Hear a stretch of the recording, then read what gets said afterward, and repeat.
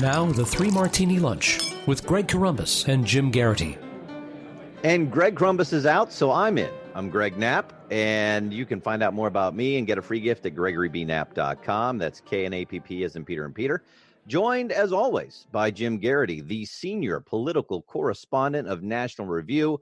Follow him on Twitter, at Jim Geraghty. This is the Three Martini Lunch.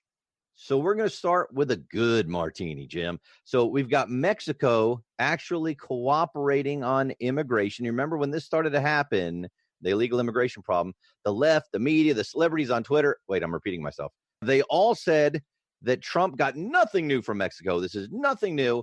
And now even CNN is tweeting out things like this from Nick Valencia. Breaking. Mexico has deployed almost 15,000 troops to the U.S.-Mexico border to curb migration flow. An additional 2,000 National Guard elements have also been deployed across the country's southern border with Guatemala and Belize. And the Mexican Secretary of Defense, Luis Sandoval, is, well, he's basically saying we're here to help. What do you think, Jim? Yeah, I was going to say this. Count me as among those who thought that Trump's use of tariffs a couple weeks ago and the threat of additional tariffs on Mexico, if they didn't help at the border, was a risky and probably unwise idea if you were doing it at the exact same moment you were trying to get all three countries to approve the U.S., Mexico, Canada trade agreements. You know, hey, please sign this free trade deal with us. And oh, by the way, we're going to put on more sanctions due to these unrelated issues. But in this case, it appears to have lit a fire under the Mexican government. And while obviously the proof will be in the pudding, we will see if the migrant flows do change in the weeks and months to come. This certainly is a good sign. If it did nothing else, it made Mexico take more visible steps to look like they were taking action and attempting to placate President Trump to keep the current trade rules in place. That's a good thing. So I will take a little bit of humble pie and say, hey, you know what? It looks like this has worked. The CNN reporter describes this as a level of cooperation never seen before. And my expectation is you'll probably hear the administration singing the praises of this policy and saying, look, a lot of people thought this was brinksmanship. A lot of people thought this was risky. We did not blow up our relationship with Mexico. This was not unnecessarily combative. We held a hard line and it worked out the way it was supposed to. And so, hey, kudos, Mr. President. Maybe we will see some changes in the flow of migrants trying to attempt to cross our southern border. Yeah, and it comes down to, Jim, how long is this cooperation going to last? Is this just to placate Trump for a little bit and then we go back to where it was before? Are the Mexicans going to use this as a way to say, hey, we're helping you, Trump. You need to give us money to keep doing this because we can't keep doing this for long. And if you want us to stop this migrant flow, funnel some money down here.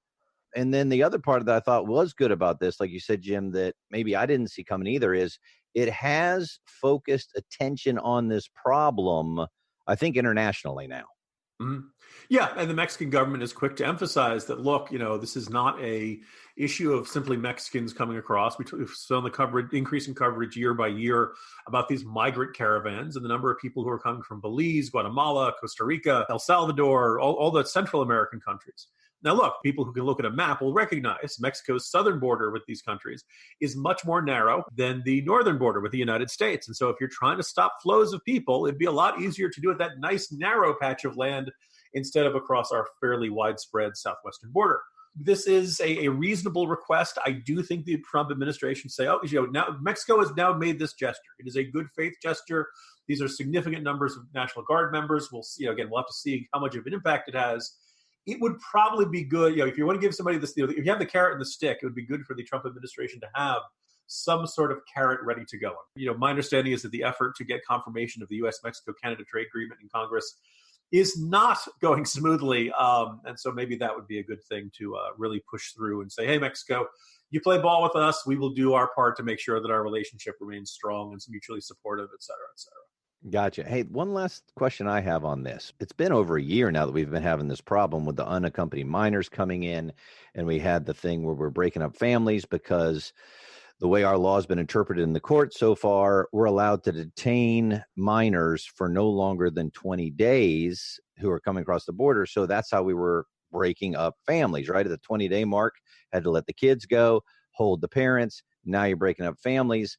My question is still, why are we not going with an idea that I heard Ted Cruz put out when this was going on, that he said, all right, here's what we need to do. Let's pay enough judges to get enough judges on the border to adjudicate these asylum claims within 20 days of someone's arrival so that they're either allowed in or they're sent back home, and there's no breaking up the families, there's no catch and release, and we don't have this overwhelming number in detention facilities. As I say, this is an extraordinarily frustrating issue on multiple levels, because if someone genuinely is seeking asylum, and they're, like traditionally when we think of somebody seeking asylum, it's that they've been political prisoners, they are human rights activists, an enemy of another state for reasons that we in the United States would not find legitimate. That they're speaking out or something, and they've been marked for death, they're marked for some sort of severe punishment in their home countries, and they flee to here in order to live free. And that's traditionally how you thought of asylum in these things. You now have seen year by year this gradual, really an explosion over the Obama years of the number of people who were claiming asylum. And the claims for asylum included abusive spouses. People were fleeing, and generally a huge increase, particularly in those Central American countries, for violent neighborhoods, gangs, the wars of the cartels. They say that, look, my home country is unsafe. Now, the problem is that once you say that's a legitimate reason for to be granted asylum in the United States, that anyone who lives in a neighborhood or a community that they deem dangerous and violent can then go to the United States and say, look, I have a right to stay here. I've claimed asylum, and a judge has granted me asylum. So first of all, I'd like to have a big, clear national debate about what we consider to be legitimate asylum. And when it's a situation, look, abusive spouses, gangs in Central American countries, these are very serious problems. But I don't really think they're America's problem to solve, or certainly it's unrealistic to expect America to solve this problem by themselves and to grant asylum to anyone who's been affected by this. This is not necessarily a conversation Democrats want to have. They very much like the heartstring tugging images of children and women at the border and saying they're fleeing these terrible situations. How can we be so cold and heartless and send them back or turn them away or something like that? So that's the first thing I have. The next thing is that if you apply for asylum, whether or not your application for asylum is a legit one or not, justice delayed is justice denied. We shouldn't have these huge backlogs. We should not be having this. Should not take weeks and weeks and months. You should plead your case. We should see if there's any documentary supporting evidence, and if it's legit, you've been granted asylum. If not, no, you can't stay in this country. And I wrote a great deal about this in this morning's Morning Jolt newsletter. At the heart of it, there is a viewpoint in this country, heavily amongst Democrats, not every Democrat, but a whole bunch of them, that if you want to be an American, that desire is sufficient. Because even Beto O'Rourke is saying the citizenship exam should possibly be tossed out for being unfair or too hard or something like that. But anyway, we're getting far afield. This is an issue that could use clarity. No, it's great points that you make, Jim, and I appreciate them. And I agree with you that it needs to be debated, and it is not being debated because the argument from the other side is, shut up, you're a xenophobe, you hate brown people, instead of really debating the issue. So I appreciate you bringing it up. That is the end of Martini number one. Speaking of issues that need clarity, are your windows clear? Now, for many of us, blinds or curtains or whatever you have on your windows, it's an afterthought. I'm not going to lie to you. I don't spend a great deal of time thinking about this. But with brand new made-to-order custom window coverings from Blinds.com, you can really transform the look and feel of your entire home. When they're right, everything in your home looks better. And when they're wrong, everything in your home looks cheap. When I needed new blinds, there was only one place worth going to, and that's Blinds.com. With 15 million windows covered and more than 30,000 five-star customer reviews, Blinds.com is America's #1 online retailer for affordable quality custom window coverings. Whether you're looking for energy efficiency, you've just moved, or you just want to refresh the look of your home, Blinds.com makes the whole experience fast and easy. Plus, every order gets free samples, free shipping, and a free online design consultation. Just send them pictures of your house, and they will send back custom recommendations from a professional for what will work with your color scheme, your furniture, and your specific rooms. They'll even send you free samples to make sure everything looks as good in person as it does online. And once again, every order gets free shipping. This is the best part. If you accidentally mismeasure or pick the wrong color, if you make a mistake, Blinds.com will remake your blinds for free. They've really made it easy for you, and there's no excuse to leave up those mangled blinds that have been obscuring your view. So for a limited time, our listeners will get $20 off at Blinds.com when you use the promo code Martini. That's capital MARTINI. Once again, Blinds.com, promo code Martini for $20 off. Faux wood blinds, cellular shades, roller shades, and more. Once again, Blinds.com, promo code Martini. Rules and restrictions apply. Let's go to martini number 2. Unfortunately, it's a bad one. And it kind of goes to what we were talking about with the illegal immigration problem at our southern border. There are reports that our detention facilities are not up to par, and some have called them concentration camps. Oh, yes, exactly like those. Well, in China, it looks like they may be getting closer, maybe closer to a gulag or a re-education camp. But man, barely anyone's even paying attention to this around the world. Jim, tell us about rounding up the Muslim Uyghurs and what they're going through. Sure. This is one of my, so talk about topics that feel like get wildly undercovered and the sort of thing that really should be big news, if not every single day, then certainly should not fade from the headlines as quickly as it does. Look, we can argue about whether the people who are being detained and seeking asylum on our southern border are being treated the way they could. We've seen the pictures, we've seen the videos, we've heard the descriptions. It really doesn't sound good. It doesn't sound sanitary. It sounds like it's more people than it was designed to hold. And that is, that's a genuine, serious concern and one that we as Americans are responsible for. But, you do see that overheated rhetoric. And, it is kind of wildly ironic to hear the term concentration camps thrown around. When I think it was a couple months ago, I first saw the reports on this, that there were 1 million people in re-education camps, is what the Chinese government was calling them, mostly Muslim Uyghurs in the western part of China. More recent estimates are saying maybe it goes as high as 2 million people stuck in this. And, this really, what this basically is the Chinese government being concerned about Muslims in their western provinces, worried about them someday being separatists or threats to the communist regime. And so basically they put you into camp and they basically drive their values into you and try to drive all those other values out of you. Now, look, China has never been a sterling example of human rights to begin with, but this is now stepping to, first of all, you just get your head around that idea of 2 million people. Every year, we heard when Alexandria Ocasio-Cortez made the concentration camp comparison, we groan about how often we say never again, and then things like Rwanda happens, then things like the Balkans happen. We've seen genocides happen over and over again. This may not be quite on the level of genocide, but it definitely is an effort at cultural eradication. It's fascinating, one, that the Muslim world isn't more upset about this. And then two, for all the arguments we see about human rights around the world, this is only now starting to get some attention onto this. And it's also worth noting, China is basically putting together this supremely Orwellian system of facial recognition technology and searching cell phones. You're walking down the street, the Chinese government can match you to your file from any one of the cameras in any particular public place. It's a really kind of chilling and deeply frustrating this is not getting more attention in the Western press, because it just seems like probably you could argue maybe this or North Korea probably rank as the most egregious ongoing human rights abuses.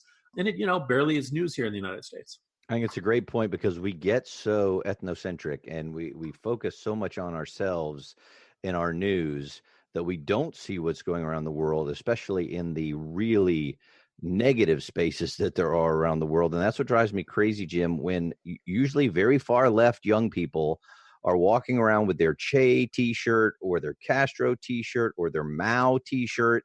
And you're like, do you have any clue what those people did to their own people? And now you're seeing it in China. And all we're talking about is what's going on in our southern border. I think it's a great point, and I wish we would do a better job of educating our own people about what's going on around the world. Yeah, it's frustrating. So we'll do our part to talk about it. This is all spurred by very good reporting by the Wall Street Journal. It's not like it gets completely ignored. I'd like to see this maybe get emphasized a bit more by the administration in its efforts with China. Yeah. And just generally, look, in a world where any U.S. policy can generate a significant amount of criticism and claims of human rights abuses.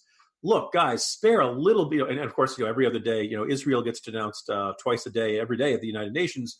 It would be nice if people could spare a little word or two of outrage throughout day, probably, putting 2 million people in what I think is much more effectively compared to much more fairly compared to a concentration camp. Absolutely. Martini number 3 is a crazy martini. And what a surprise, Bernie's part of it. Bernie Sanders he's in trouble, he feels, I would think, because Elizabeth Warren is passing him in the polling. And so what do? Well, you got to outflank her to the left. So she was talking about wiping out student loan debt, up to $50,000 worth of student loan debt, I think was her idea. Bernie goes, oh, no. We're wiping out all the student loan debt. Doesn't matter how much income you or your parents have.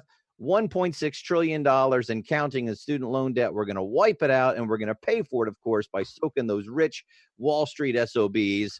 And, of course, everybody who invests by including a 0.5% tax on stock transactions and a 0.1% tax on bonds. Jim, what do you say? So it's worth noting, Elizabeth Warren's plan, as bad as it is, at least recognizes there are some people in the United States who can afford to pay off their student loans, and they should do so. Her limit is household income above $250,000. I think if you and your spouse are pulling home $250,000, you're probably doing okay. That probably doesn't go as far in Silicon Valley or in New York City as it does in other parts of the country. But I think most people would say, hey, you know what? You're making $250,000 a year. You're doing fine. You should be able to pay off your own student loans. Bernie Sanders says, no, nobody should have to pay off the student loans. So he has no income limits. You could be a multimillionaire, and his attitude is, no, you should have them paid off too. All of it is going to be paid off. The interesting, we talk about encouraging risk and all that kind of stuff. What's really kind of striking is that subsidizing bad decisions and things like that. First of all, you hear the argument from folks on the right that, look, if you chose to take out $100,000 in debt so you can get a degree in basket weaving or something that was not going to put you on a career path where you'd be making a significant salary to pay back these loans, that's your problem. You made that choice, not me. Why are you asking me to subsidize your bad decisions? But in this case, think about it. If you paid back your loans, don't you feel kind of stupid right now? If this policy really came to pass, didn't you do something foolish by being responsible, honoring your word, honoring your contract, and paying back the money you owed when you had the possibility that at some point under President Bernie Sanders, Uncle Sam was going to come in and say, no, don't worry, I got this for you. And at least Warren would cap it at $50,000 a year. That's the idea is that at least at some point you have to pay some amount of your own. Now the next question is, if this policy had been in place, not only are you a fool for paying off your student loans, really what you should have done was get the best, get into the best school you can, take it all in loans, get the biggest loans you can, and then wait for the government bailout. So this has just turned into what Bernie Sanders is proposing here is subsidizing people who took out bigger loans than they could afford and effectively punishing the people who did what they were supposed to do, kept their words, honored their obligations, and paid back what they owed. And I think that's a good example of the morally topsy-turvy world that Bernie Sanders' philosophy eventually brings you to. This idea that the government has a responsibility to pay for everyone's student loans, regardless of how much they're making and regardless of what kind of decisions they made when taking out those loans. The entire philosophy, he said, the idea that these student loans are a heavy burden and they make it difficult for people to look, mortgages have the same thing. Why not have the government pick up the check for everybody else's mortgages? But I proposed that earlier, Greg, and somebody said I shouldn't say that too loudly because that'll be Bernie's next idea. Oh, it probably will be. And there's so many things in this. Like you mentioned first is the contract that you made with somebody when you take out a loan is to pay it back. But we should start tracking right now with Bernie and Elizabeth Warren and so many on the left saying that this is what they want to do. We should start tracking how many people paying their student loans stop paying now. And just see between now and election, has that gone down? That would be a neat little thing to track and see, like you're saying, is it creating this moral hazard and people are already jumping on board with it? And by the way, Jim, he's not just talking about public school debt. He's including private school debt. So if you went to Harvard and you racked up, $300,000 in loan, he's wiping it all away, as much as if you went to the state college where you racked up $30,000 of debt. And then to your point about you should have just gotten as many loans as you can. I know when I was in school back in the day, I had friends that got as much of a loan as they could, and they bought mountain bikes and a new TV. I'm not kidding. In addition to their tuition, they were spending like crazy. And then like, oh man, I got this big debt. I mean, it is insane what this could potentially do to the whole system. Yeah. And it's the interesting is, if you talk to not just conservatives, but all across the political spectrum, you said to people, what's the real problem with higher education? They may complain about student loans, but they probably, why are student loan, why do so many people have so much student loan debt? Well, because tuition is really expensive. Yep. Tuition has increased over the past two generations, well ahead of the inflation rate. I think by some accounts, the different studies have a different number. Some have it 3 times the inflation rate, 4, some say 10. And it's kind of very fair to ask, is the value of the education they're providing going up very rapidly? And I think a whole bunch of people would say, no, no, it's not. So the question would be, why is higher education so expensive? And in many cases, this is being spent on more administrators. The number of professors at colleges from a generation ago has gone up slightly. The number of administrative staff has gone up enormously.